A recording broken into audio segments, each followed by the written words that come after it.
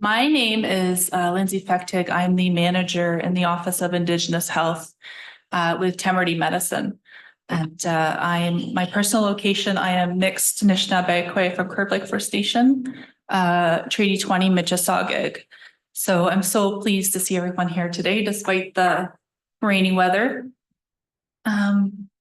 It's been a tremendous honor working, collaborating, strategizing with Cynthia and Rob and the Wilson Center colleagues. So over the past 2 years, really highlighting the need for deeper integration of Indigenous concepts of education and research within health professions education. And so I want to say thank you for offering this space and time for us to gather today.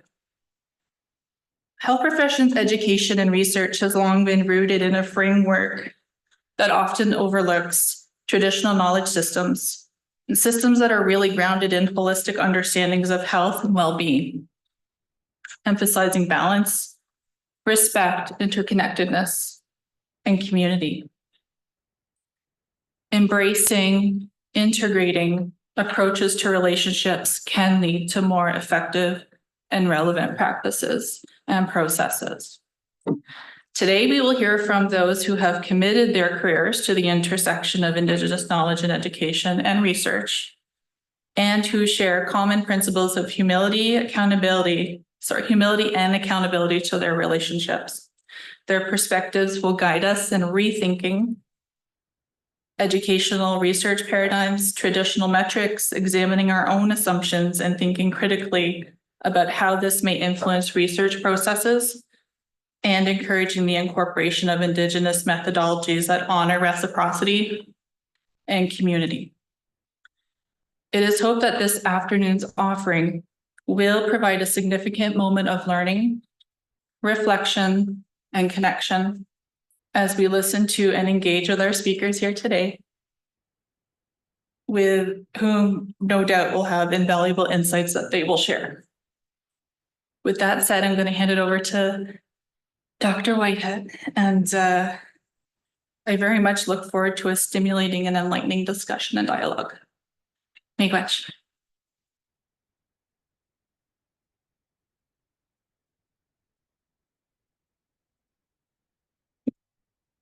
Thank you, Lindsay.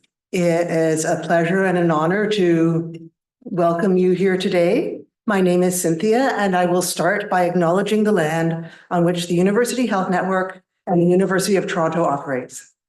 For thousands of years, this has been the traditional land of the Huron-Wendat, the Seneca, and the Mississaugas of the Credit. Today, this meeting place is still the home to many Indigenous people from across Turtle Island, and we are grateful to have the opportunity to work on this land. A few months ago, I listened as Daryl Manitowabi, Hanna History Chair at Nauseam University, spoke about the fact that Toronto has the highest density of Indigenous people on these lands we now call Canada. That made me think about ways that the development of Toronto has erased Indigenous aspects of the land. There are many ways things can be rendered invisible. Today, I wish to reflect on the tale of Tattle Creek. Once upon a time, there was a creek, a truly beautiful creek, clean and pure, full of fish, with berries along its banks. As the city of Toronto grew up around it, Tattle Creek burbled down from Witchwood Park and meandered across the University of Toronto campus. Down Philosopher's Walk, through a pond where Hart House now sits, and on into Lake Ontario, somewhere near the Distillery District. 3 things happened: a newly popularized technology, a contagion, and a medical discovery, each of which contributed to the demise of Tattle Creek. The trendy technology, and this is in the mid-1800s, the trendy technology was flushing toilets, which began to fill Tattle Creek, flush by flush, with raw sewage from the stately homes, which began to spring up in the annex area. The contagion, cholera, And the medical discovery, John Snow's identification of cholera's transmission through contaminated water. And then there was the 1880s settler Canadian solution. Let's just bury the creek so it can more hygienically transport the Annex and Yorkville sewage directly into Lake Ontario. John Burroughs, an Anishinaabe law professor at U of T, describes the uneasy tension that we now see between the surviving landforms left by the creek along Philosopher's Walk, its empty ravine and high bank, and the Western systems of planning and architecture now superimposed upon them. Streams were traditionally springtime gathering places for the Ojibwe, Burroughs recounts, but now, in his words, the spirit of land and water are buried and submerged. The stream is concealed, the fish are gone, and people no longer gather to this site to witness the spectacular reproduction of life once present. Although forced underground, Tattle Creek continues to make its presence known. In 1985, when the foundations for the Toronto Police Headquarters were being dug at College and Bay, Tattle Creek sprang up in a watery protest, forcing a major building redesign with a much shallower basement. Whenever I walk by the police headquarters along College, I think of the little but mighty Tattle Creek's revolt against that edifice and against the settler colonial practices that polluted and buried it.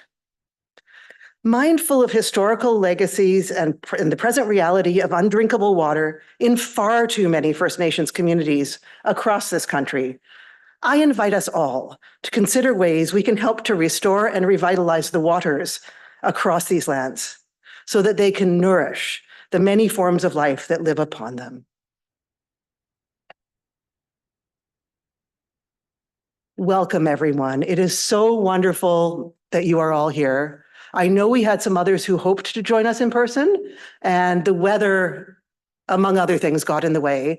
We also have many people joining us online, so welcome to all of you as well. We will have a free-flowing, fascinating conversation, I know. I'm really excited to hear our three wonderful speakers, and we invite you all to be as engaged as it suits you on this afternoon. A few practical things first. The washrooms, and yes, they're flush toilets, over to the left over there.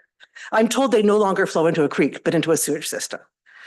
Water and coffee outside here, and we will have some refreshments at the break. Any Wilson Center event happens only because of the wonderful Mariana and Cheryl, Wilson Center, who keep things going at the Wilson Center for these sort of events. And we also have Michael in the background on IT. He's not, oh, I can see him wave, without whom this also would not be happening. Lindsay and Robert, thank you for helping to organize it. And of course, our three wonderful speakers, who I will now introduce. I'll start with Michael Anderson. Dr. Anderson is part of the urban Indigenous community in Takaranto, Toronto. He is Mohawk, Bear Clan, and mixed European, with family roots in the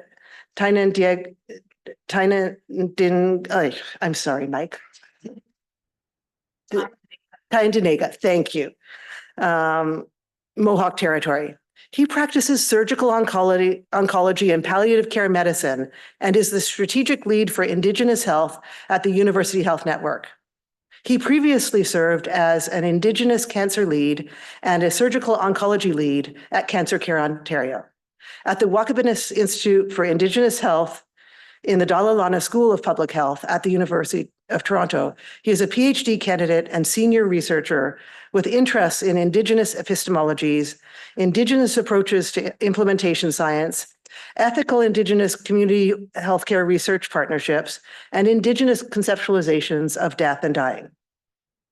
Dr. Anderson obtained his medical degree from Queen's University and pursued a Master of Science in in medical sciences at the University of Toronto. He is certified by the Royal College of Physicians and Surgeons of Canada in both the Clinician Investigator Program and FRCSC, and is an ECHA physician presently working as part of the Indigenous Health Program team and the UHN Stabilization Center. Sophie Soklaridis. Dr. Soklaridis is a senior scientist and scientific director at the Center for Addiction and Mental Health, CAMH. She's the inaugural research chair of recovery and equity-focused mental health education.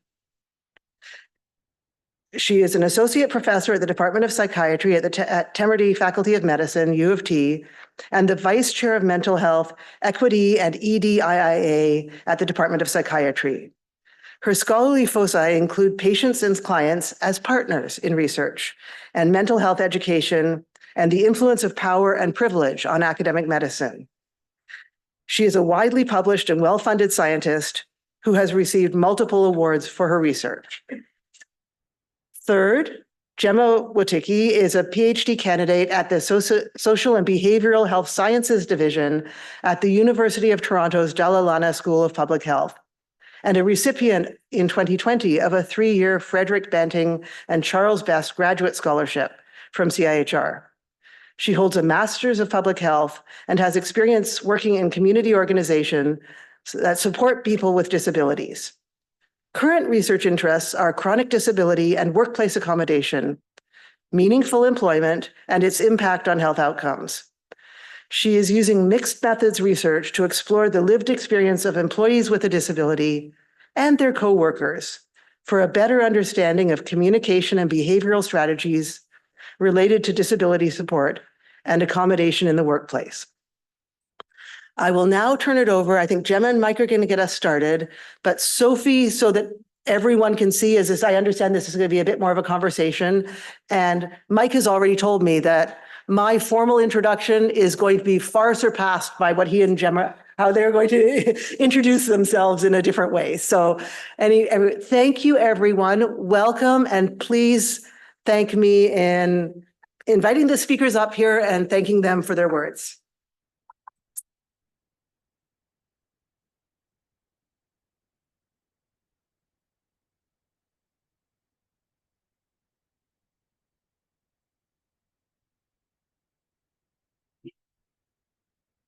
People online, yes. Okay.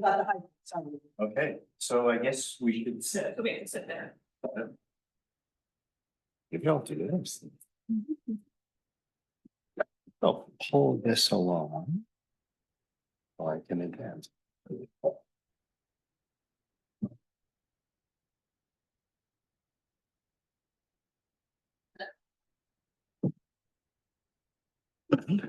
Hello. Oh, yeah, it's working. There we go. Can it? Guess I'll wait till the screen flips. Okay, there we go. I can see members of the Indigenous Health Program here, and I know exactly what they were thinking when we walked in 5 minutes late. A, we expect this, and B, I hope they were all thinking time's a colonial construct. Great. Okay, perfect. All right. So yeah, I think Mike and I are going to take it away, and then Sophie will jump in at the end. But first off, I want to introduce myself. First off, I'm a mother. I have 3 Indigenous children. I have 2 Indigenous puppies as well. I am a daughter. I am a granddaughter. I am also a wife. And yeah, I also come from originally all over Europe. I'm basically a conglomeration of most European nations. I did the DNA testing to prove it. I'm Czech. I have Jewish ancestry. My father's Jewish. My mother is Italian, English, Irish. We're definitely a multitude of different things in my family. And I guess I also am a researcher as well. And I've worked a long time in community with various communities of various people with disability, intellectual, chronic disability, that kind of stuff as well. And yeah, I'm probably most proud of being a mother, though, more than anything. Okay, do you want to take it away, Mike? Should I introduce myself and hand off to you, or how do you want to go about this? Sure, go ahead. Okay, so hi everyone, I'm Mike Anderson. I'm a father, I'm a brother, I'm a son. I have three lovely daughters who remind me that it's very nice to own a daddy. And I'm Mohawk. My dad's community is Tyendinaga. He's a community member of Tyendinaga. That's his connections. I'm born in Scarborough. I'm raised in Toronto. I'm raised in the GTA. This is what I know as home. And it means that as an Indigenous person, I have teachings from many different community members. I have teachings from Haudenosaunee elders and teachers. I have teachings from Anishinaabe elders, community members. The city is an interesting place because you have diverse teachings from diverse communities who all recognize they're Indigenous, come from different places, but we all exist in this space. And Toronto is a very interesting space. It's what I call home. I'll touch on it a little more later, but Cynthia, your introduction was kind of apropos because as a child, Gemma and I'll talk a little bit about canoeing. As a child, I grew up from my earliest memories. My father would put his canoe on the top of his Volkswagen Bug and drive it around the city. And he seemed to know we'd stop at the side of a road and he would pull over and there would be water and he would drop the canoe in and off we'd go. And when I was a child, a lot of the Rouge River was actually accessible. A lot of what's now in culverts and hidden and hard to see was actually accessible if you knew where to stop by the side of a road and just hop in. So I grew up, although in the city, learning a lot of it through my dad just dropping this canoe into water wherever. A lot of things that are now non-visible, non-accessible because they're buried. But that was a critical part of my childhood. And I want you all to know that canoe lives on. That canoe does live on. That canoe gets used weekly. It's also he likes bird watching and animal watching. So it's a canoe that is unbelievably tippy. So the trade-off of being able to get into lots of interesting places is it doesn't take much to dump oneself. And actually every dog I have had since I was a teenager has dumped me out of that canoe.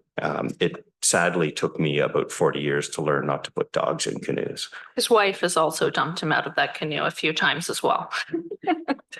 And I'll flip one slide ahead and then I'll hand it over to Sophie. So the other thing Gemma and I share in common are these two. These are two of our youngest human child and our youngest canine child. This is Moose and Violet. Moose is the dog. At our family cottage up north. Yes, and we often start these types of talks and we don't, because we have different last names, because obviously with research publications, I kept my name. And we don't always go in with everyone knowing that we're married. So that's another relational aspect to this conversation, this presentation and conversation that we bring to the table. Oh, well, thank you. It's so lovely to have these kinds of introductions, and I do feel like a little bit of a third wheel. Not at all. But here I am. So lovely to be here with everybody. Gemma, as you were speaking, I think I mean, when I think about my identity, my first identity is as a mother. And I'm very proud of that. I have 2 kids who keep me very humble. And of course, they're older. They're in their late 20s now. Kind of hard to believe. My parents are from Greek background, and they came in the mid 60s, and we lived in Newfoundland, in rural Newfoundland, remote Newfoundland, for the first 6 years of my life. And then we came to Scarborough. So I grew up in Scarborough too, Mike. Really? Yes. Okay. I was at Nielsen and Ellesmere area. I don't know where you live, but I'm sure I know you look so familiar. You look so familiar. Maybe we've passed each other on the Nielsen 33 bus or something. And very fortunate to be able to have a career in health professions education. My background is sociology. But I am in the Temerity Faculty of Medicine in the Department of Psychiatry. So that's a story in itself.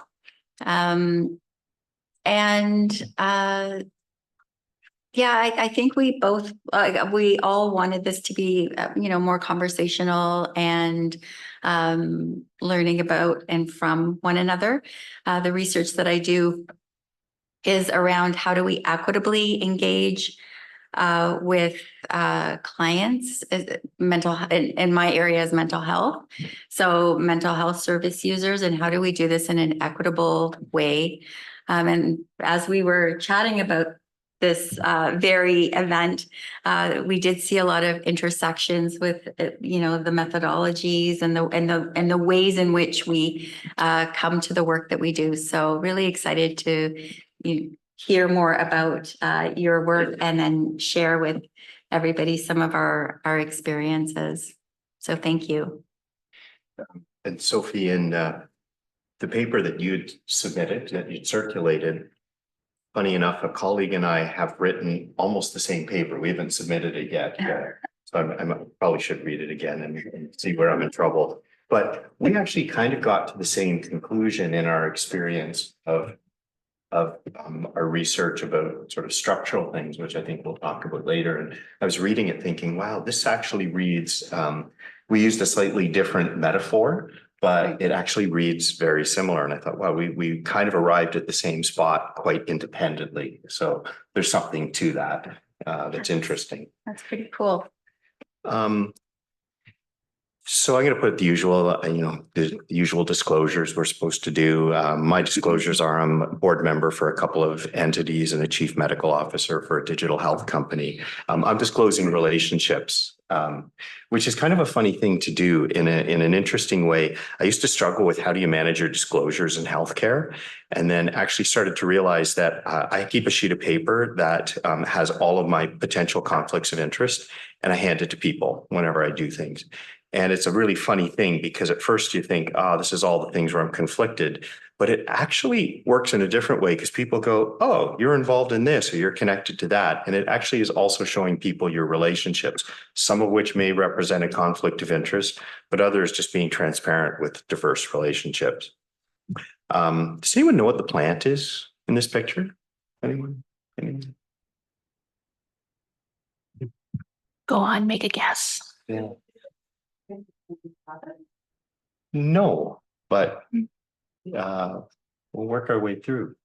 That's actually growing in my backyard last year. I know there's some people in the audience who know what this is, but does anyone? So maybe I'll leave it and I'll come back to it a little bit. I think this is sort of a good point. We're really talking about relationships today. I think that's a lot of what our focus is. And a lot of times in an Indigenous, when we gather, certainly in Haudenosaunee communities, we do a Thanksgiving address, and different communities have different ways of framing this.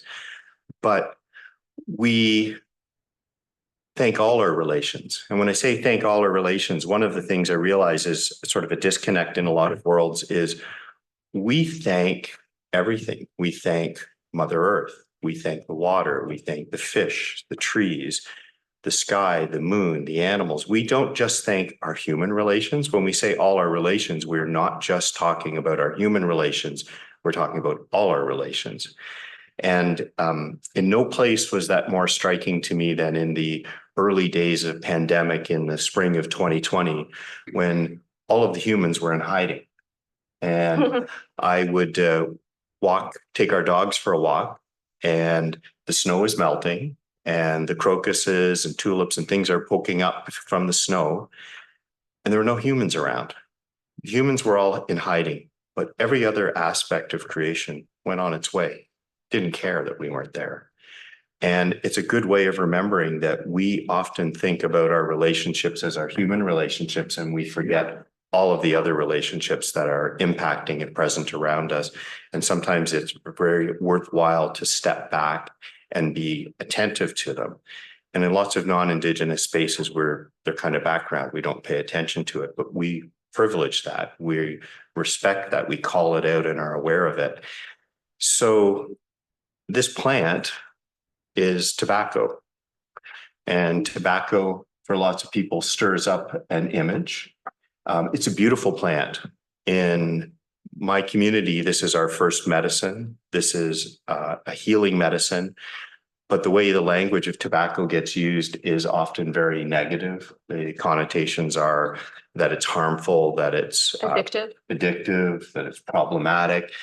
And I routinely point out that this plant won't harm you. This plant is healing. This plant is a sacred medicine. This plant has been co-opted, and colonization mediated through this plant will harm you. But the plant itself isn't harmful. So when we think about our relationships with things, that can frame things very differently. What I actually study is partly tobacco in communities, but I also really study how communities and academic institutions work together in research settings. What do those relationships look like? What underpins them? What can make them effective? And frankly, what makes them ineffective? This brings us to an important question that I always ask whenever one of us is practicing a presentation or even undergoing the early stages of a research project. Or when we're sitting in talks together. Yeah. This is about the point where Gemma leans over and whispers in my ear. Nothing naughty. Why should I care? Yeah. Why should I care? Why should I care about the subject, this research project? What is the point? As harsh as that sounds. And if we can't answer that question, we're a little stuck. Yeah. So. Oh, sorry, go ahead. So I might actually sort of touch on two parts of that. Why should I care? So one of the first is that there's this distressing but repeated finding that for all of the effort and resources spent on research on Indigenous people worldwide, there is remarkably little evidence that it affects health outcomes. So for all the health research done on Indigenous people, it's remarkably challenging to show that it has any beneficial impact on outcomes. In the research space around tobacco consumption, commercial tobacco consumption, that's a sort of a classic example. It's been examined in various domains, not just in Canada, Turtle Island in North America, but in Australia, New Zealand. We have made no impact on commercial tobacco use. All of the research that has been done on Indigenous people on this topic hasn't altered commercial tobacco consumption. If you look at the province of Ontario over the last 30, 40 years, for non-Indigenous people, the commercial tobacco use has steadily declined. For Indigenous folks, it has been no change in the last 3-4 decades. All of the approaches that seem to have an impact on non-Indigenous folks have made no difference in Indigenous communities. So it sort of behooves us to say, if we continue to do this work, we research in this space and we're making no difference, maybe we're doing research wrong. And then the other half of that is recognizing that the research that is done often results in harm. So we're taking the risk of harm without demonstrating that we're making a difference. I mean, that's the first question. Why should I care? We're going to do research. We'd like to see that we're doing something beneficial, and it's hard to show with Indigenous communities we're doing anything beneficial. And then the other component as well is that Indigenous paradigms and methodologies can also inform other areas of research that do not strictly work with Indigenous communities. There are things we can all take away and all learn from these approaches. And we're going to pull out one particular concept that comes out of this type of approach. You just push this line. I think I'm gonna come back. What's that? Oh, I'll come back. You're gonna come, yes, true, sorry. Mike was gonna tell a story. We're going to talk a little bit about relational accountability. So I'll let Mike tell the story. And then I'll come back to this. So I'll go back to the picture you see here is dish with one spoon wampum. And wampums are essentially mnemonics. They remind us of a story. This story is actually about relationships, and it's relevant to people living in this space. So the dish with one spoon treaty refers to the peoples living in the area of the Great Lakes, and was initially an understanding between the Three Fires Confederacy and the Haudenosaunee Confederacy. And it talks about how do we live together. And everyone who lives in this space today is actually a party to this. So what does this say? So it says that the reason it's a dish with one spoon is the idea that when we all get together, we're going to use utensils like a spoon that are not violent, no knives, probably no forks. We'll do so in a non-violent fashion. And the notion of the dish with one spoon is that we all eat from the same dish. We all live in the space together. So we should do it with the notion that we'll take only what we need and that we'll leave something for others. And then we should clean up after ourselves. And it talks about relationships, about how do you live in this space? We live collaboratively. We should be mindful that we're not alone, that we are attentive to our relationships with other people, with other things in this space. It talks about relations. So this treaty is in essence a relational accountability. We're accountable to our relationships. Which brings us to sort of defining it. Right, can't quite see what I've put here. I'm just gonna have a quick look. So Sean Wilson wrote the one of the seminal books on research Indigenous methodologies, research as ceremony. And our research should, according to him, know its relations and gain knowledge in order to fulfill your end of the relationship as well. And I think this one is the most important takeaway. You can only know something by having a relationship with it in turn when you're using this approach in research. And I think as researchers, this can be difficult because often we're pushed towards objectivity and this ethical principle can drive our research in various ways. But it's really saying that above everything, we're privileging and valuing the relationship. And that is the Indigenous approach, but also can be translated across various types of research as well. So how does this already show up in our research spaces? So I'm going to throw some questions up there.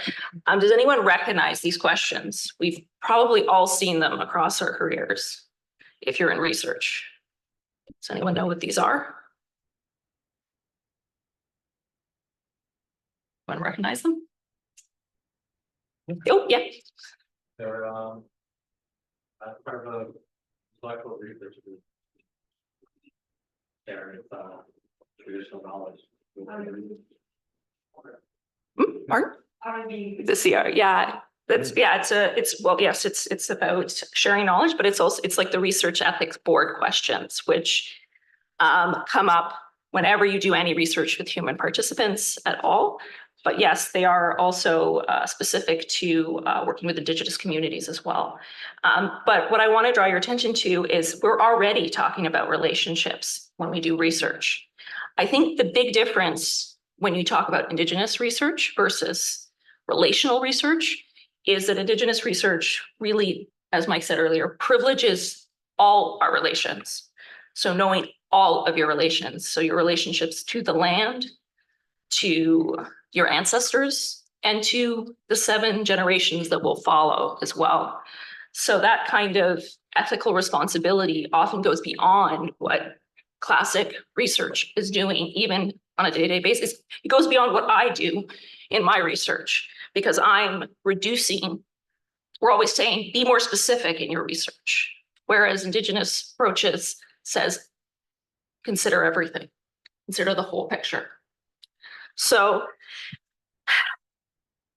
how is research currently done with Indigenous communities? And I think this came out actually in the introduction, but where do we think most Indigenous people live in Canada and Ontario? I think a lot of people, some people in the audience will know this already. Yes. Toronto or urban spaces. About over 80% of people, over 80% of Indigenous people in Ontario live in urban settings. But where does most of the research get done? Right. Yeah.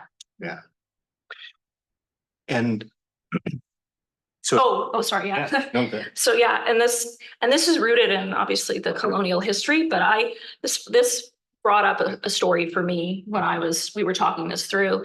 So when I was in high school, which was a while ago, unfortunately, I remember what they did to teach us about the Indigenous history at the time was called the Aboriginal history. It was only one semester in grade 9, and it culminated with a visit to a longhouse and then teaching us how to play lacrosse. And I believe they also showed us how to make bannock as well. Now, in none of this time did we meet an actual living Indigenous person, which sort of furthered the myth, which I think in some ways continues today. Obviously, we're talking more than we have ever, but this idea that Indigenous people are not here with us today. And I think that it's just a very interesting reflection as well. And at the time, they were called the Iroquois, and now they're called the Haudenosaunee. And little did I know that I was going to meet my own Iroquois Haudenosaunee man and build a life with him. So this idea that somehow they're not here in the cities with us as well. Yeah. Sorry, go ahead. I think that to your point, lots of non-Indigenous researchers frame a lot of things around remote communities. That's where we're seeing, and that's not where we're in many spaces. But I think there's often a couple of challenges when research is done with remote communities. So we see this one fairly regularly, and certainly had to intervene in these spaces where when you're working with a remote community, you need relationships. Research, you need solid relationships. And what happens, and I'm taking a real example that we deconstructed a few years ago. So outside researchers identified an issue in community. They loosely spoke to community about, are you interested in doing this research? And there was some, okay, we might be interested. What actually happened was they said, we're going to do robust community engagement. And what that actually meant was they flew into the community, they signed some research contracts, they took some pictures, and they were gone 2 hours later. And they didn't ever return to the community. They just sat within the urban center and the university and would make phone calls occasionally. And they wondered why after 6-9 months, the community disengaged. And they wouldn't pick up the phone, wouldn't answer things. They had not done the work to build relationships. It takes time, it takes effort. The same is true.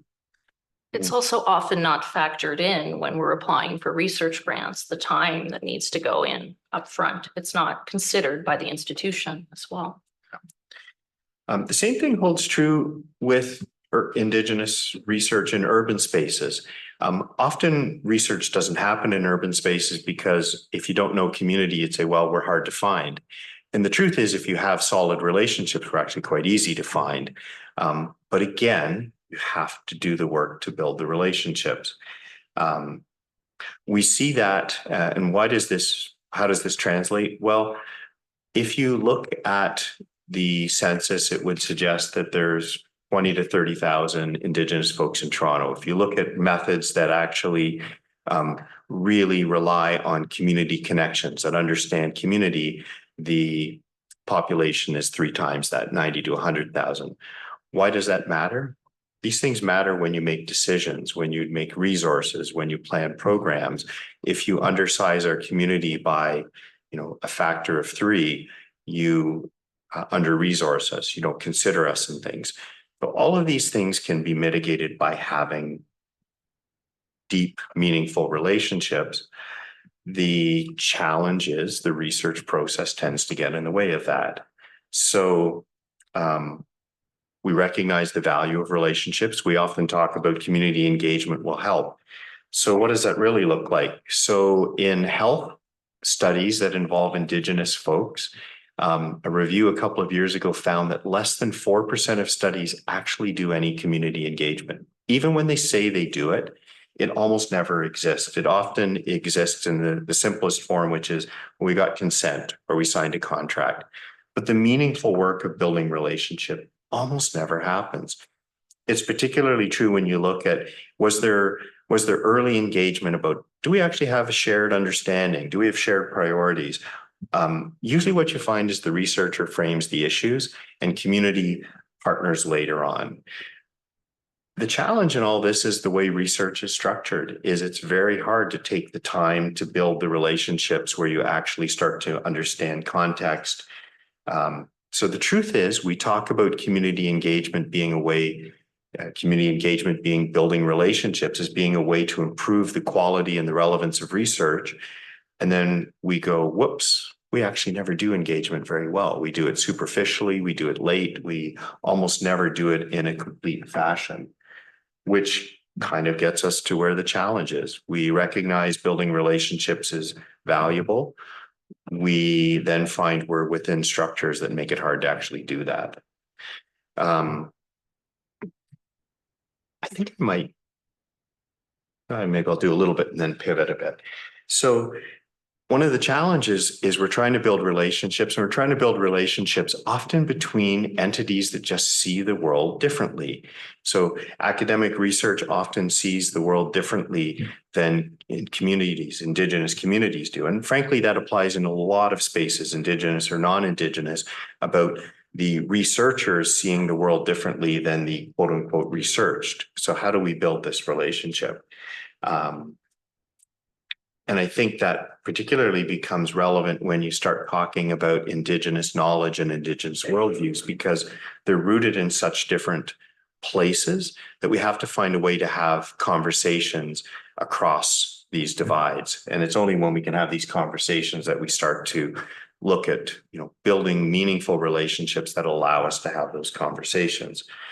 So I'll sort of skim through this and we can probably talk more about it later, but the notion that how we even think of knowledge is different, where knowledge resides, what it looks like. So Indigenous knowledge is inherently holistic. It's connected. It doesn't exist in isolation. Whereas many other research paradigms and ways of knowing the world are at the root reductionist. That if we understand smaller things, that we keep getting smaller, we'll understand things. The risk in that is you take things out of context. Context matters in how you understand the world. We also differ in where we see knowledge residing. So does anyone know what's the same about these two pictures and what's different about them? So, anyone want to tackle what's the same?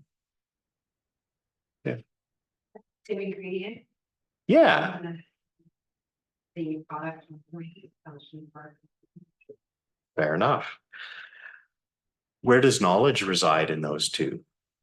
So the willow tree. So in Haudenosaunee communities, we have long had an oral tradition. So there's the first part. It's not written down, it's spread orally. That's passed over time. That when you make teas from willow bark, it's effective at relieving pain and fevers. We've had this knowledge for time immemorial. It's passed on, it's oral, it's empiric. We've learned through our experience of touching, feeling, tasting, experiencing the real world. But the knowledge resides in the willow tree. Where does knowledge reside? I don't extract it. That's where the knowledge resides. I always love the Bayer aspirin picture because they always trademark the wonder drug. Yeah, it is trademarked. So yeah, the wonder drug. Late 1800s, they discovered this wonder drug that is patented because it's a miracle. It fixes fevers and pain.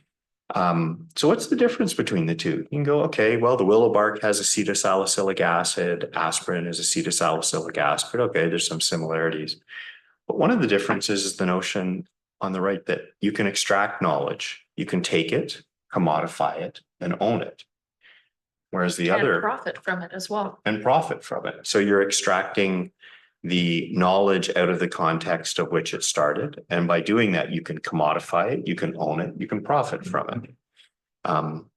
The Indigenous knowledge isn't constructed in a way to be commodified or extracted or profited from. It's thought of collectively. It's knowledge that's supposed to benefit everyone collectively, not certain groups of people who profit from that more than others. So knowledge is constructed differently. It's not hierarchical. Yeah.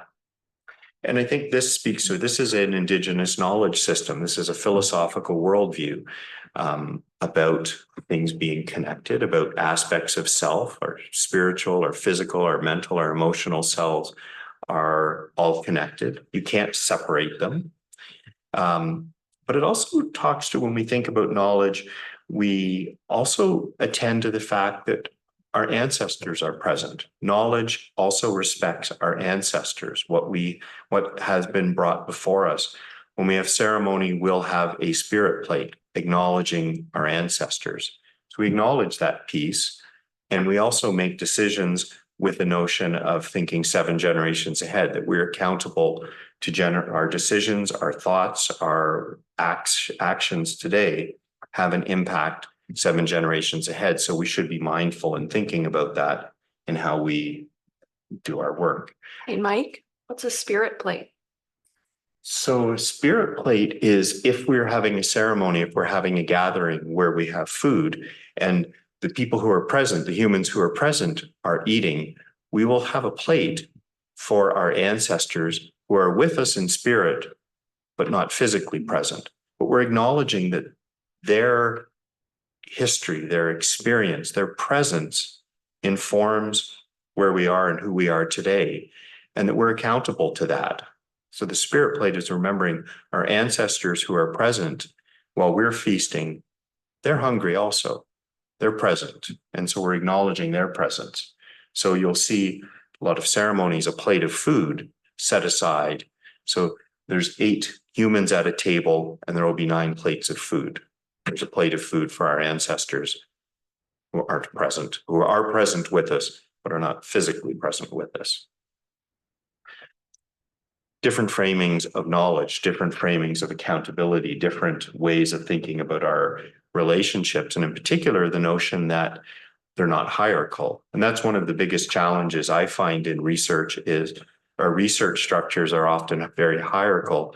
How do we try to flatten hierarchies, especially when we're trying to say we want to flatten the relationship between the researched and the researchers? How do we flatten hierarchies?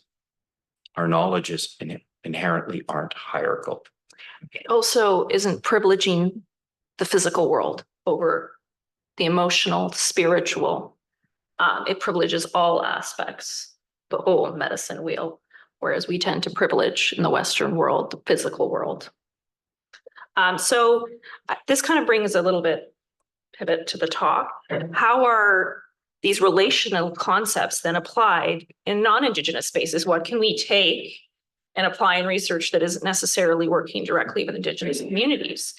So I'm going to give an example of research that I did where I found that a lot of these concepts came out in various ways. So this again is an extract from the Research Ethics Board questions. These are even more specific and really address the relationship. And if you take a quick second to read them through, I know that when I read them, I find myself saying, I don't want to answer yes to these questions because then I'm going to have to explain in detail. And there is this idea that somehow having these pre-existing relationships or benefiting from the research or working with vulnerable groups can be almost not only difficult, but you don't even want to go there sometimes. And I believe that the Research Ethics Board does tend to sort of come out with that language, in my opinion. But anyways, so Which is a product of the notion of objectivity. which is a product, again, of our training in the Western world of objectivity and bias as well. But so I'm going to give an example for my research. So I've worked with various groups of people with disability for many years. And I probably worked for about 5 or 6 years with a particular community of individuals who lived with a condition called aphasia. Now, aphasia, for people that might not know what it is a communication disorder. It doesn't impact the intellect. It impacts the speech and the reception of knowledge and information. It happens primarily after you've had a stroke or some sort of traumatic brain injury, often leaving people very isolated and unable to communicate and lose parts of their identity that they used to have before they've had this catastrophic incident. So they're often an under-researched population for the very fact that it's hard to communicate directly with them. So I was working in community at the time. I wasn't a researcher. I was a pretty early career, and I was developing programs, recreational programming for them. And I was working with partners in the community, and we'd been running this camp. We called it a camp retreat for people with aphasia for probably about 5 or 6 years, funded by what was then called the Local Health Integrated Networks. And at a certain point, I said, I think we need to ask them about this. We need to talk more about this. We need to have some evidence in order to be able to transfer this program elsewhere, because there was interest across the country. And I was able to work directly with the participants of this because I had relationships with them and I had built them over many years, and I had also, more importantly than anything, I had built trust with the individuals with aphasia and their family members. So I was able to sit down with them and a family member and communicate with them to understand what was beneficial and maybe not beneficial about these programs. And I was able to write up a report, share it with them, and then transfer what we had learned across Canada. And I know today there's several places that run these camps as a result of the work that we did.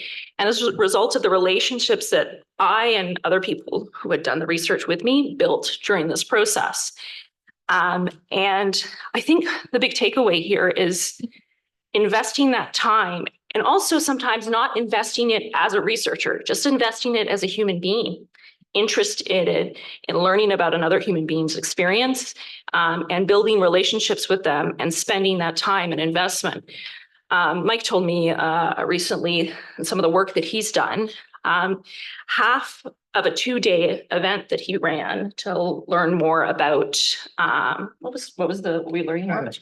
The research part. A research partnership was done, and half of this, so what is that? A fourth of what the program was introducing themselves, talking about their families, talking about their place in the world, talking about what they wanted to get from the programming that they were about to go through. And so it's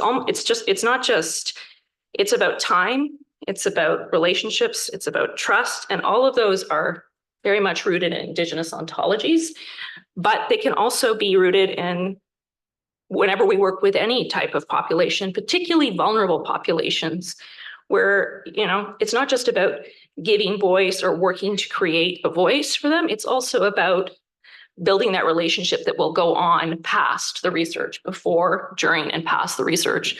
I still pop into the camps every once in a while, even many years later. So this was just a way of applying it and seeing how it could apply in other circumstances. Which brings us to our next discussion, which we're talking a little bit about gaze. And our gaze informs our relationship. So when you see this image up here, you can see where the light is. And he's looking for his keys where the light is. So that's where the institution, and the REBs want us to look, right here. But his keys are outside the circle. And how's he going to learn that? He's going to talk to the individual who can see his keys outside the circle. So the only way to build that understanding is to shift our gaze outside the traditional institutional reality. Which brings me to a personal story. So when I started going out with my husband many years ago, he took me up to the cottage in that very old canoe. and we went down the river paddling. And I remember being very focused on not tipping the canoe, and I didn't get a chance to sort of see past what was happening around me. So he kept pointing out all the things, the river otters, the turtles. I was really into the turtles because there would be many of them sitting on the side of the river. And if I had gone alone, I wouldn't have noticed any of these things because I was too focused. And I was told when I learned to canoe, you have to look forward. And as a result, canoeing with Mike, that relationship allowed me to shift my gaze. And then I started to see more and more things to the point where I was actually starting to show him where some of the animals were, where the beaver was, where the turtles were. Yeah, some of the secret spots. So this idea that the gaze isn't permanent, it can shift. And often that gaze can shift when we are in relation with others. Which brings us to. Well, one of the things that my research partners early on told us was, they said things like, we have lots of outside researchers who come into our communities. And they ask us lots of questions and we answer them honestly, and they run away and they think they understand us and they wonder why nothing changes. They said, because the real challenge was they didn't ask us what the right questions were to be asking. To get to the point of being able to say, what are the right questions? You have to have a relationship. And that whole piece of what are the right questions requires a relationship to understand the gaze, to understand what's relevant. That takes time, that takes trust, but that's critically important. And I think that's part of why we see the inability for lots of health research to have an impact with Indigenous communities is not understanding what the right questions are to be asking. So maybe we'll talk about why that happens. And then I think if we do a little bit more, Sophie will naturally jump into your space in a minute. Sure. So do you want to?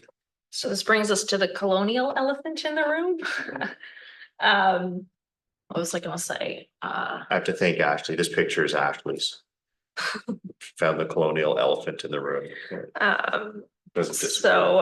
Yes. So shift over. So this is the very first line to one of the seminal books written about Indigenous methodologies. The word itself, research, is probably one of the dirtiest words in the Indigenous world's vocabulary. So the history of research with Indigenous populations, for the most part, we know is very, very negative, and that cannot be erased overnight. So this brings us to this image here.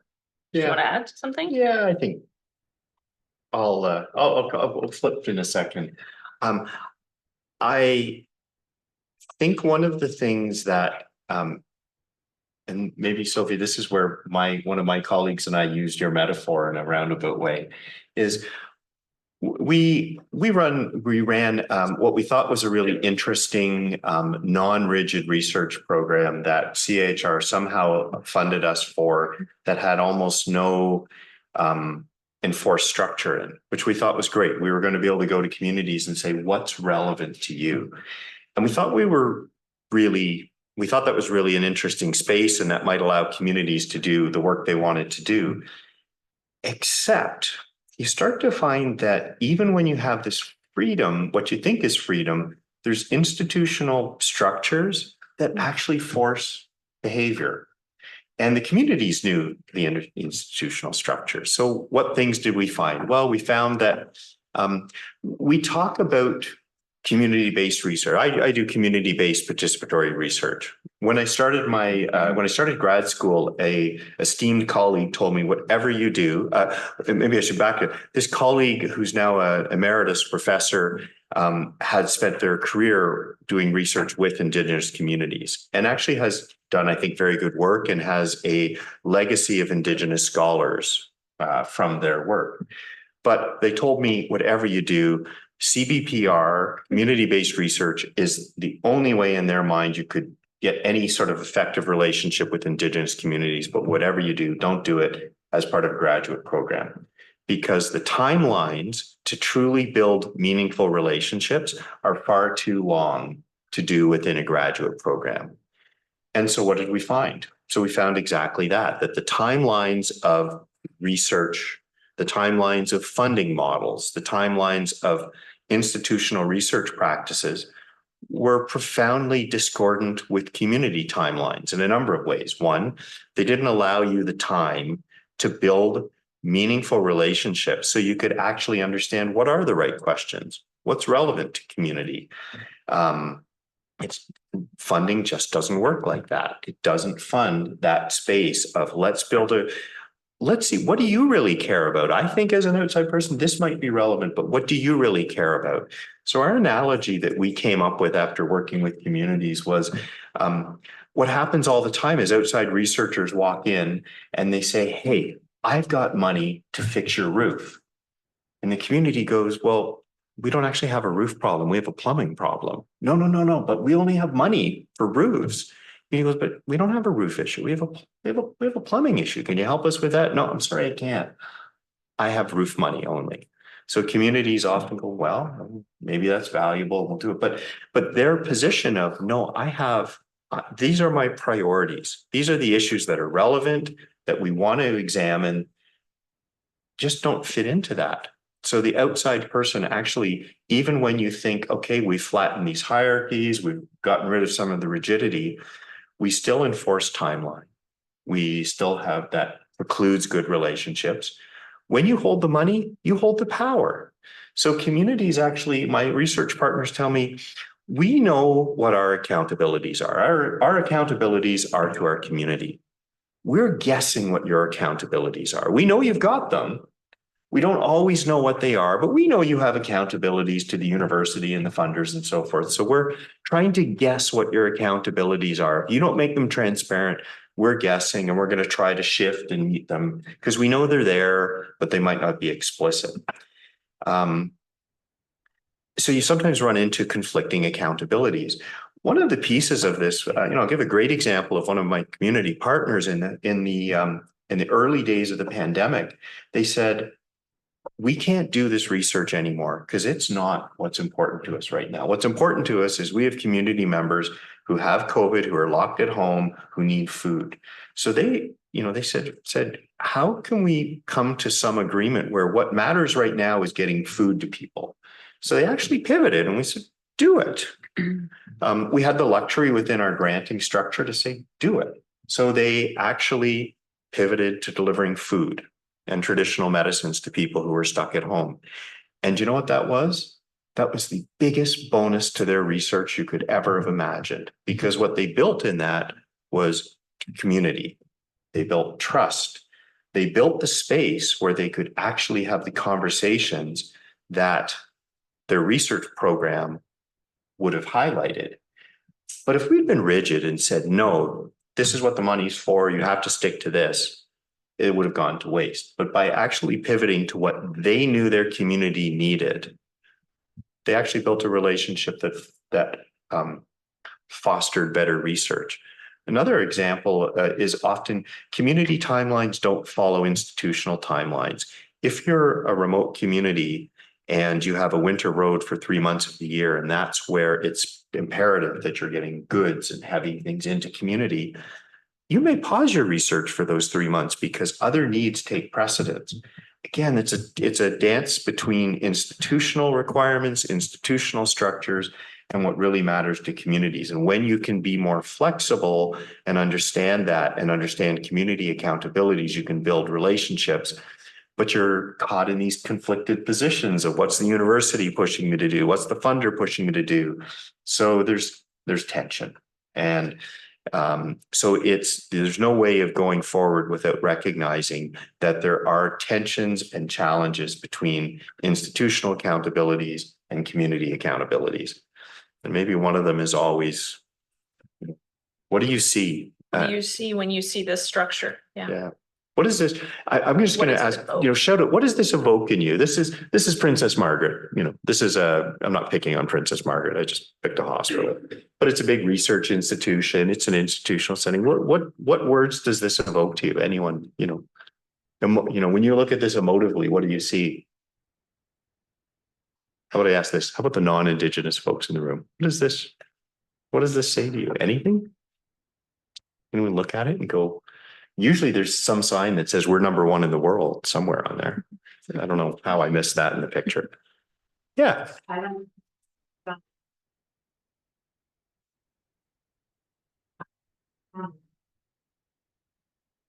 So traumatic sometimes. Yeah. Often we hear people say these are places where, you know, they're distressing, but I see them as places that are, you know, places where I go to get healing, where I go for healthcare. Sometimes people see these as places of innovation, Education.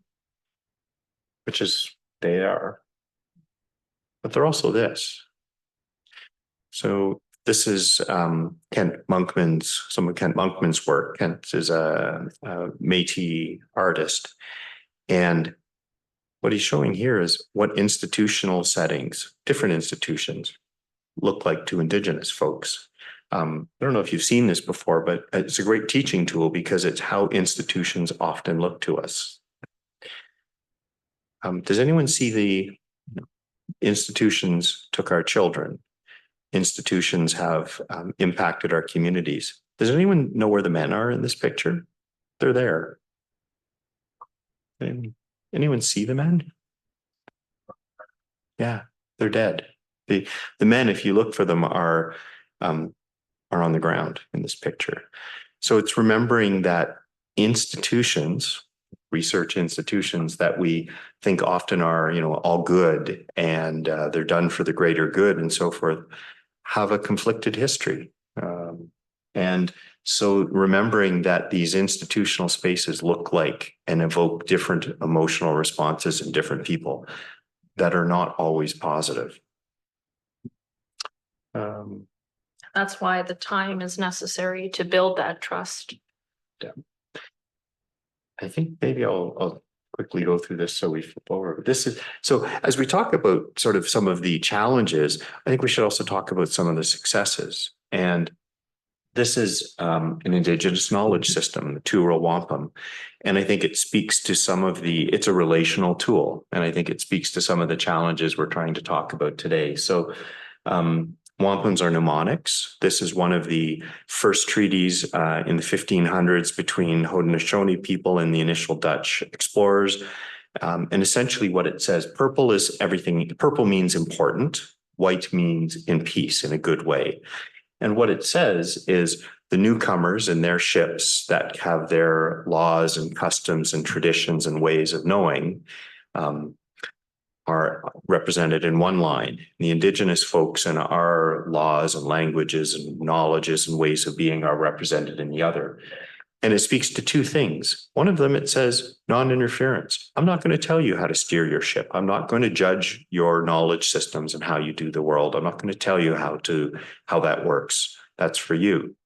So it speaks to non-interference. It also speaks to collaboration because we're traveling down this river of life together. So how do we work together when we see the world differently? And the three white shells between the two purple lines represent peace, friendship, and respect. But it's that space in between that's very interesting. It's the space between, you know, entities that see the world differently, but how do you work together? And this is where where I could also bring in a non-Indigenous lens as well, because the research that I do this works well within that, because I am really looking to understand how communication and relationships in the workplace are informed by the relationship. I'm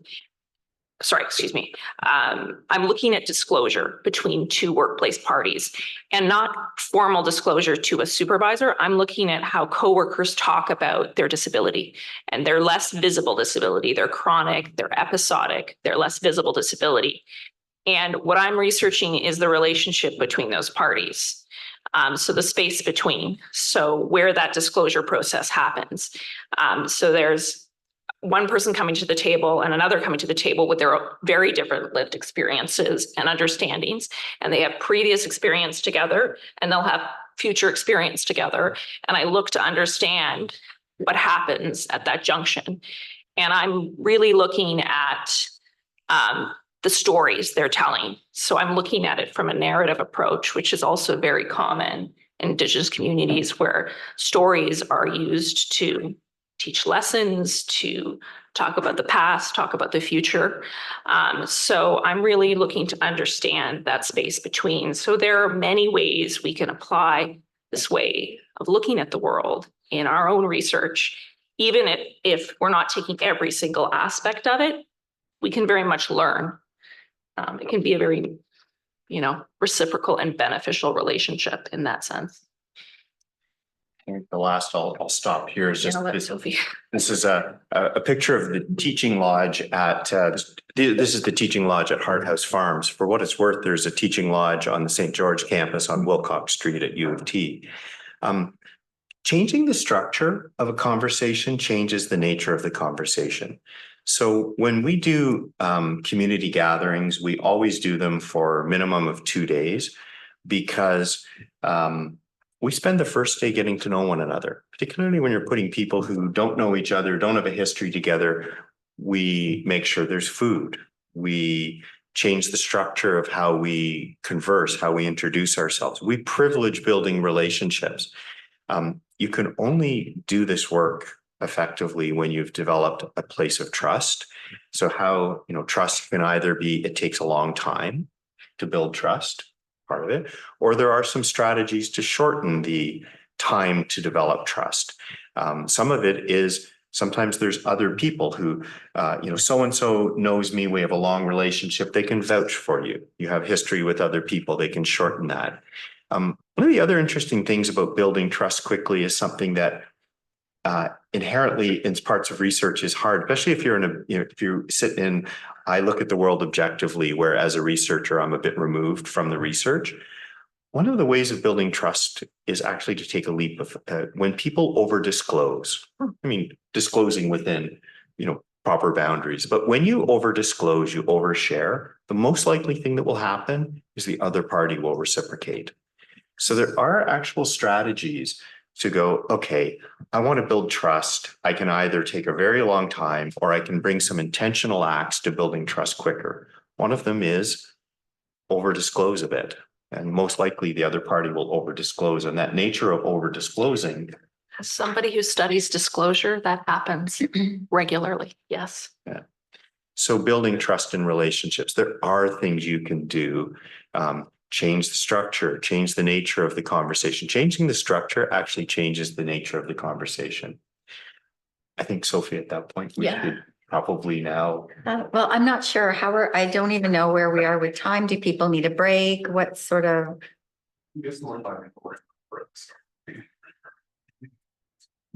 Okay, perfect. Thank you. So as Gemma and Mike were sharing, I couldn't help but reflect some of the relational research that I'm involved with, and it is very, very relational research. And there's many people in this room in the virtual room who are doing all kinds of research. So when you're doing this kind of relational research, you do butt against certain structures.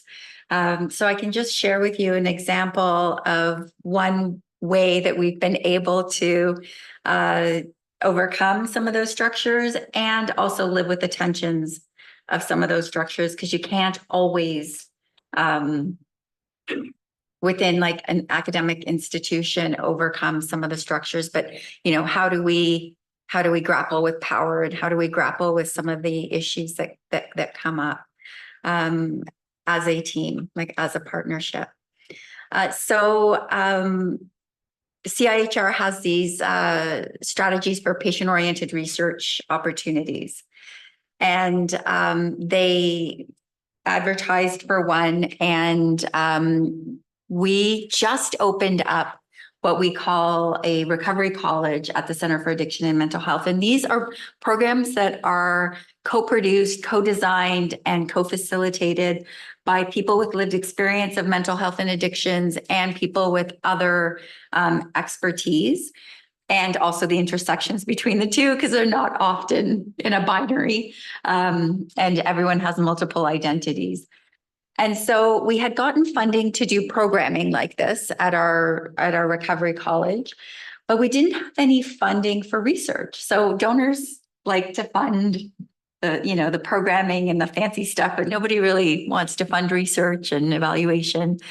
So there was this opportunity with CIHR, and we knew that we would have to think about sustainability of this program. And we thought through research and evaluation that we would be able to bring some of that sustainability in.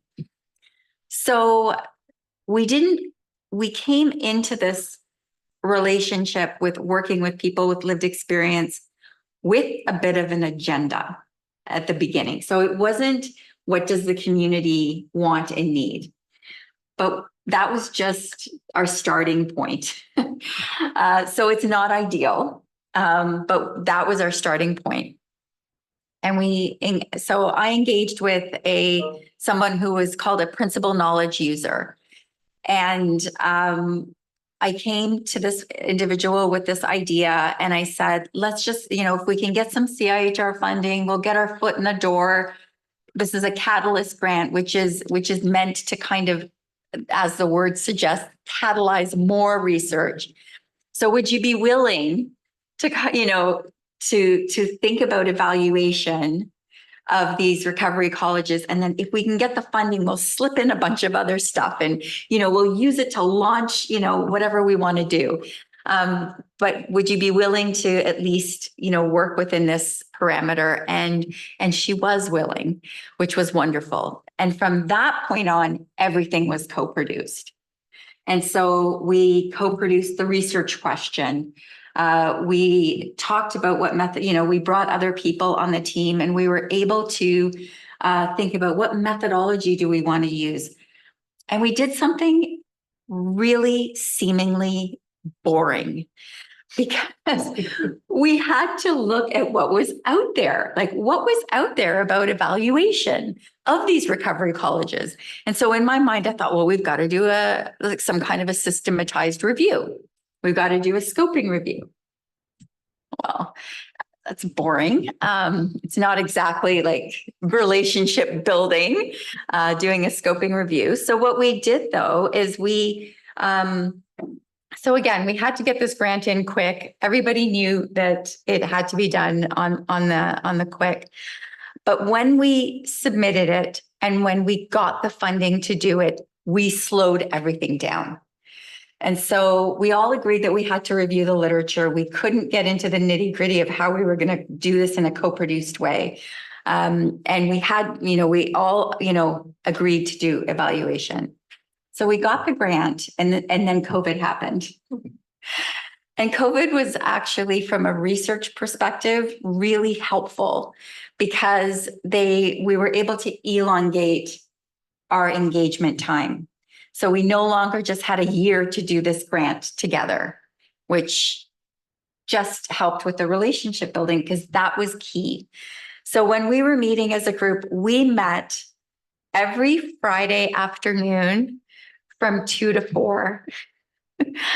And so 2 hours every week, coming together and trying to get to know one another. So we did check-ins where you could say anything, like it could be professional, but it also could be personal. And we took our time with our check-ins. And then we did educational sessions together. And so that's where we were able to bring in things like, well, what are the important things that we need to know about lived experience that will inform our scoping review? And what are the journals or magazines or websites, when we're looking at the gray literature, that, from an academic perspective, more academically inclined perspective, you may not be able to find in an Ovid search or, a PubMed or looking at sort of the traditional journals that we look at. And then we had our groups of individuals, we had like this, we built a curriculum and we had a librarian come in and talk to everybody about how do you do searches? What are the importance of journals? What are keywords? And we all did this together while we also had our lived experience team members come in and also share like not only their lived expertise, but, research experience that they've had or experience with the healthcare system. And we learned from and with and about each other. And that was so critical. And it was critical in that everything was multi-directional. So nobody's knowledge was seen as less than somebody else's. So we all equally valued each other's knowledge. And I think that's also something that doesn't tend to happen in traditional research. We had issues with REB because we wanted everyone to be also like, we were researchers, but there wasn't that delineation between the research and the researcher and the researched. Like we were embedded in this work, like so embedded. And there were sometimes, because there were members of the team that were also, we wanted to interview, but they were also co-investigators. And REB was just having such a hard time with that. Like, we're like, well, how are you gonna, that's, and we, had to go back and forth with REB to say, look, this is this is not the kind of objective, kind of generalizable work that you're used to seeing. Like, we are all part of this. Like, whatever we put into it also impacts what we get out of it. Like, there's no separation. And so we went back and forth with REB about that, but we were very integrated with this, with our project and the way we were going about it. And I have to say that we took our time in the beginning, and especially when you're working in mental health and addictions or certain vulnerable populations, history is so important. And, even CAMH as a site of coming together and co-producing knowledge can be traumatizing. Research on people with mental health and addictions historically has not been great. There's been a lot of involuntary research done. There's involuntary treatment.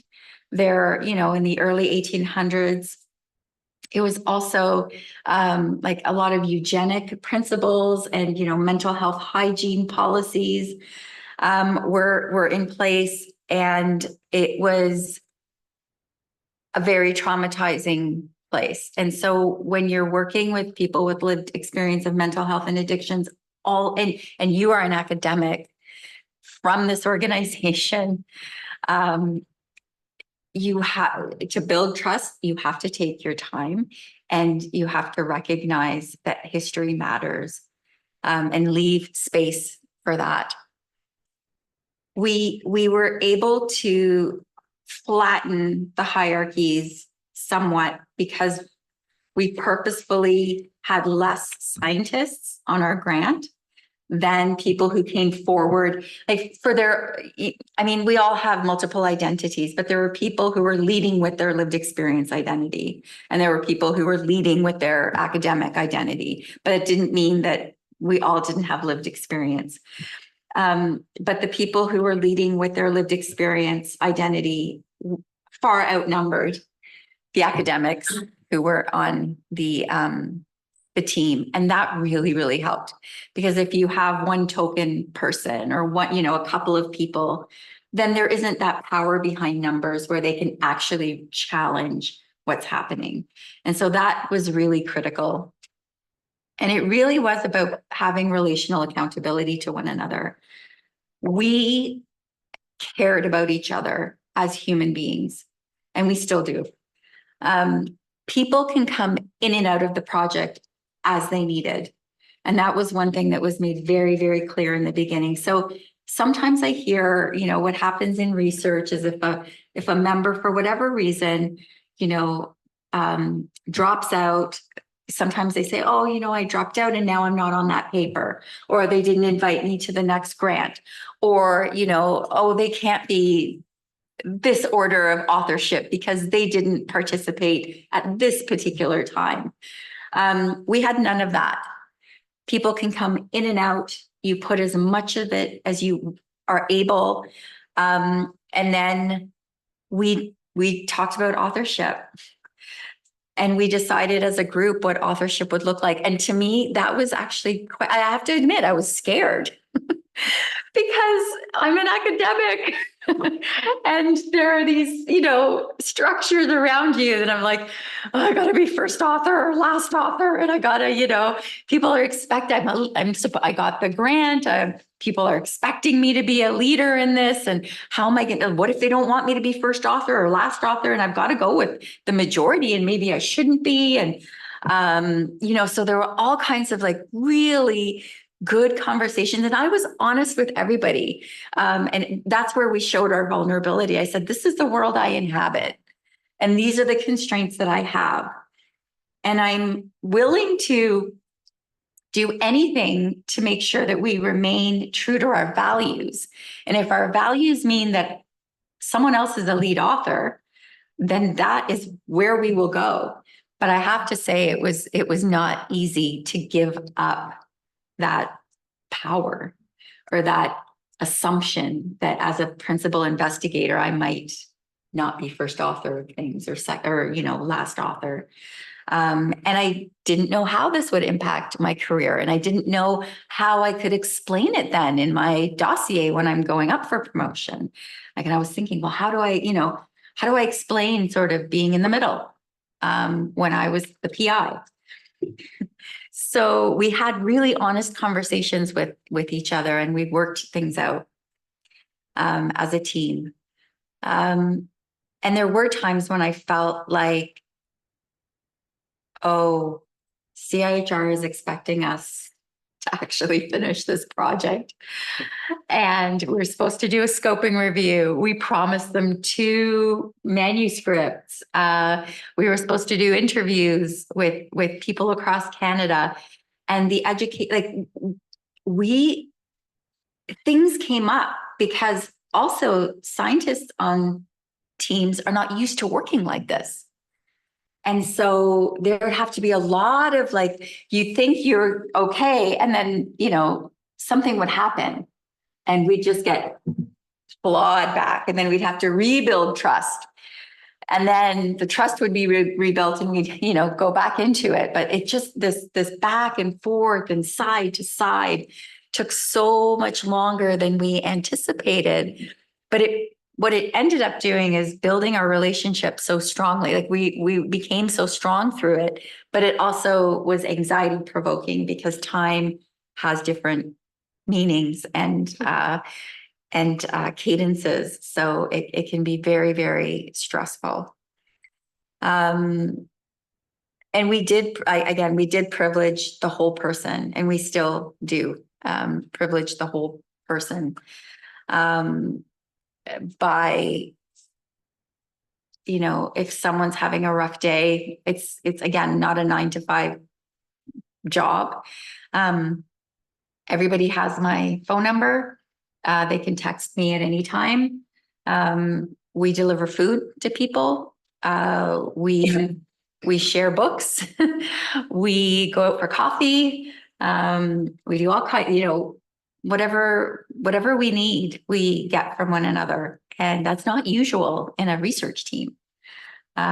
So it's a special type of research that doesn't necessarily fit within sort of the parameters of what at least, many academic institutions would normally see. So, I think that's, one thing about, no, go ahead. I was thinking, this is a small example. It's not small for me, but within my research right now, I'm recruiting, or I'm about to recruit, going through the process. And I put that I want to recruit through various official means, you know, but also that I would like to use my personal contacts. Oh. And I can tell you that has had some pushback, and I expect it. And I definitely, you know, it's this idea that somehow that you're privileging this objective relationship over the subjective relationship. And that comes up so much in research. And I actually think that conversely, you actually get much more of that depth and breadth that you're looking for in a qualitative study when you have that personal connection, because you built that vulnerability, that trust.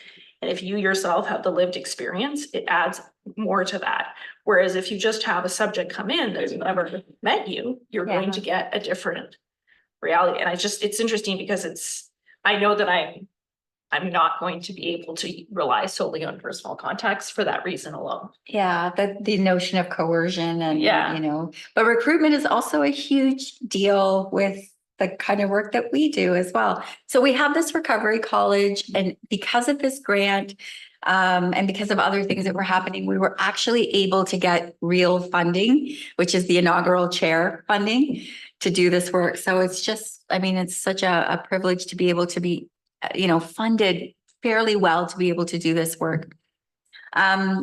But now I just want to share one thing. I just wanted to say, I remember when we were talking in preparation for this, you mentioned that this was happening on a Friday afternoon and you never had anyone not attend. Oh, yeah. Which I thought was really, that stuck with me. Yeah. So I thought that tells you what's happening in the relationship and the accountability element. Yeah. So thanks for bringing that up, because yes, Friday afternoon, 2 to 4.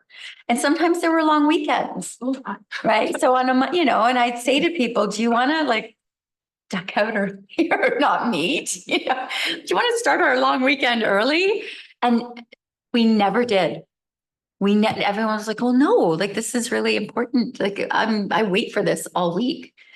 And so I just thought, "Oh, this is wonderful." Like, okay, so yes, we never missed a meeting. People, again, when you go in and out because of various reasons, but that meeting has been like, that's the CIHR meeting, and we all go to it. And we all love it. And we actually like very energizing afterwards. Like it's one of those, we do checkouts after just to see how things went. And it's usually very energizing. The one thing I will say about recruitment too is, so now that we have like the recovery college, we have a robust, you know, growing research program of research. Now we can truly co-create.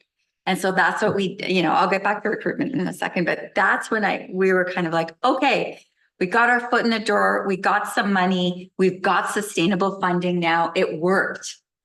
So let's build a research agenda together. And that's what we're doing now. We've actually just finished building our research agenda. And again, it's hard in some ways, right? Because I have ideas and not everybody wants to do my ideas. They're so good. But it's not, it's what the group wants. So, I will share my ideas. I will make a good case for them. No, The roofing versus the plumbing. yeah, but you know, and then, but we'll take it from there. And we came up with an amazing project, actually, not one that I thought of. And we're moving forward with that. So it's this wonderful experience where it's shared accountability, shared ownership, and we move together, and it is really like community driven in that sense. But and so we also have issues with recruitment, because now you can imagine we have this college, we have students or learners, we have a robust research program. And so, you know, the research institute's rubbing their hands going, ooh, this is a recruitment pool. Yes, like more people for our research studies. And so that was a hard no, but we had to really, like, it's hard to go against your organization, because you know that on the one hand, everyone has a right to participate in research, and research is really important. And, you know, if you have an opportunity to be in cutting edge research and, you know, you need to know about it, you need to have the options of being a part of it. But there's also the historical legacy that we deal with that hasn't been kind. So we didn't want to be this pool, this recruitment pool.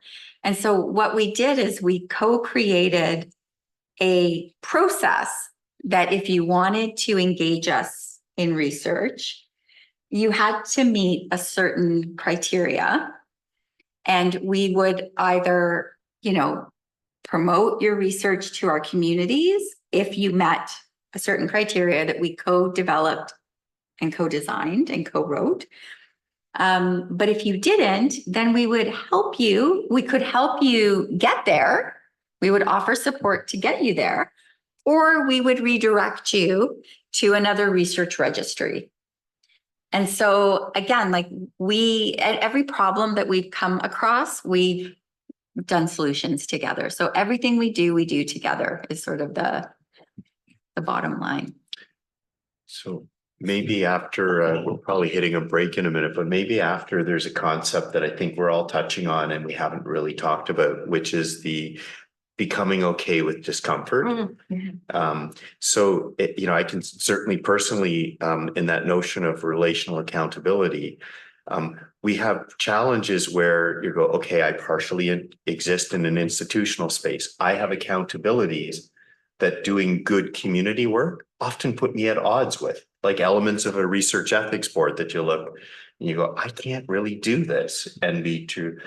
And then the other side of the discomfort is recognizing that there are community or research partners who go, we're really uncomfortable with the structures that are imposed on us. So sometimes you're caught in both these spaces of, I've got to become, I watch it with my non-Indigenous partners in research that they find it really a challenge to become okay with doing things that feel different than what they're taught and they're used to. So maybe that's the next conversation afterwards, is becoming okay with discomfort. Yeah, and uncertainty. Thank you, Mike, and Sophie, for winding that to this place. And I hope you will all join me in thanking Sophie, Gemma, and Mike for a really fascinating and important conversation. We now invite you to go eat and drink and talk to people you already know, form a new relationship during the break, and think about the kinds of things we would like to have a bigger conversation for the hour we have together after the break. And so, you know, ponder what you have heard, think about what you would like the next hour of our time in conversation here to be, and we will come back hydrated and refreshed through food and relationships and continue with the conversation. So thank you to all of you so much.